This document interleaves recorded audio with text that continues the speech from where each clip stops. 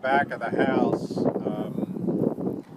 As you can see, the house is pretty straight. I mean, it's not completely falling down and dilapidated, so it's in relatively good shape. It's just that they put this stucco on the house back in the 70s, and it just doesn't move or anything like that. And as you can see, we've had the house mothballed so that the windows and doors have all been covered to protect the inside. Now, with our last project, we tried Caliche Plaster, and not knowing anything about it and how it worked, this was the result that we had. As you can see, it's pretty crumbly, and it doesn't really stick together real well, but I mean, we made a little bit of progress. And once again, it's like we had no idea what we were doing or how to do it or anything like that. And we're not sure about on the lathing strips, about the placement on those, whether they're too close or too far away, or whether they even need to be on the house, or that the actual space in between the cedar posts can be used to hold the caliche in there. And you can see here where I'm standing that this is some of the caliche that we have to work with.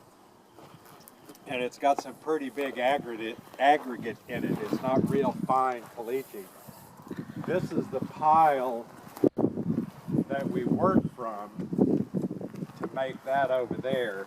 And you can see, I mean, it's got a lot of rock in it, a lot of big pieces of caliche that aren't ground. It's got some not really fine caliche there as well, but there's a lot of big stuff in there, you know, that size or even bigger chunks of caliche. And I think that the guy that we got this from has some caliche that's a lot finer, a lot more like powder, rather than that real coarse stuff like that. What we'll do is we're just going to walk around the side of the house over here,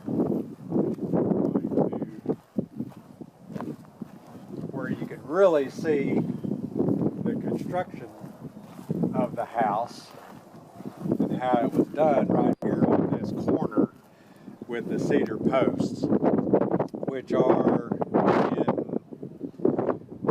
superior shape for the house being almost 150 years old. I mean, it's pretty astonishing how straight the house is. When we had the structural engineer out to look at the house, he was amazed at how straight the roof line is and how sturdy and unrotted all of the cedar posts are. Start over again since we ran out of juice on our other battery, and where I was at before was pointing out the chimney on the outside of the house, which has also been stuccoed over. And I think that the top, the brick portion up at the top, was added at some point later in the life of the house. I don't know that to be an absolute fact, but that's what we suppose. And you can see all around the house, along the sides and on the corners in particular, there's a lot of degradation of that stucco on the outside. This is the west side of the house, the west facing side of the house. And we're going to come around to the front side of the house. And you can see it's all pretty much the same. It's all deteriorated. People over the years, before we had the fence put up, would come up and pull pieces of the plaster off, and they've knocked all the glass out of the windows and everything like that. And it used to have some porches on the front, but they were all dilapidated, well, on the front and the back. They were all dilapidated and falling down, and so we finally just took those down.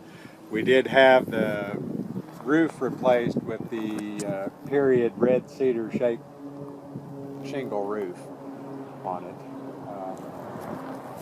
And I'm not sure in the 70s when they put the stucco on, if they actually took the original caliche off or if they just plastered over the caliche that was there to begin with.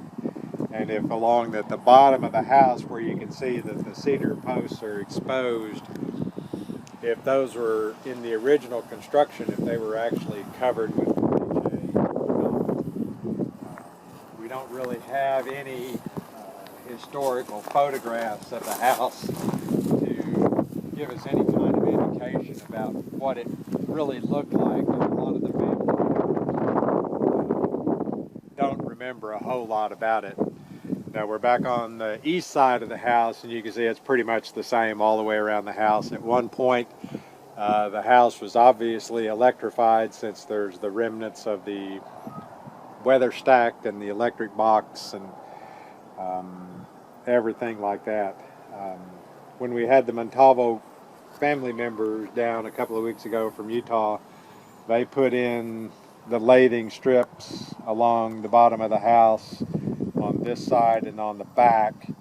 Once again, as I mentioned before, we don't know what they used initially on the house when they built it, or if they just applied the plaster over the bare cedar posts and let it serve to hold the plaster in place.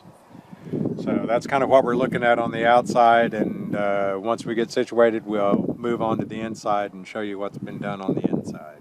Okay, we've moved inside the building. As you can see, we've had the stucco and wire mesh removed on the inside on both rooms, and then chinked in between the cedar post with gravel and sand and dirt, which once again we're not sure if that was original to the building, if they did that or not. And then we had the lathing strips put on the inside as well to hold the plaster on. And just like I said, outside, we're not sure if that's actually original to the house or how they actually did that. But this is the east room. We'll move over to the west room here. Get out of the way where the cameraman can get through without falling through on the floor. Watch out, Mr. Jim. Hurting himself. And we'll edit out all the unnecessary comments.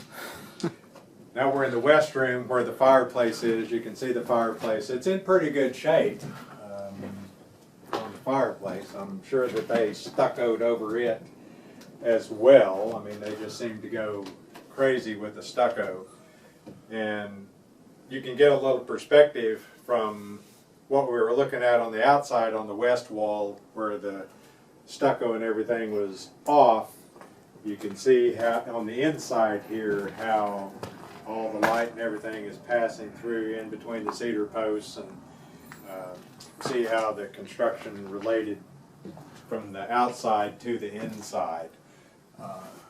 Up on the roof, it just had, they had put up some sheetrock and some bead board and some peg board, and I mean it was all just kind of thrown together when they redid the house in the 70s, and then it was actually used as a store to sell little curiosities and artifacts and what have you from around the area. But once again, in here we've had the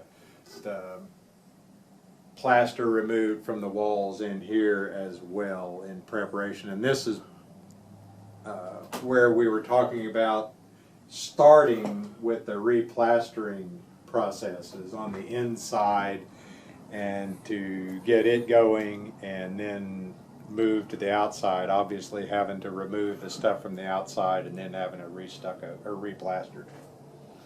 So that's pretty much it. As you can see too on the inside, that the floors in this room aren't too bad. There's one area where there's no flooring, but particularly here in the breezeway there's no flooring, just the floor joists, and in the east room there's just some scraps of plywood and wood laid down in there to allow the workmen that were here before to work. So, and we did not have the stucco removed on the walls in the hallway, as you can see.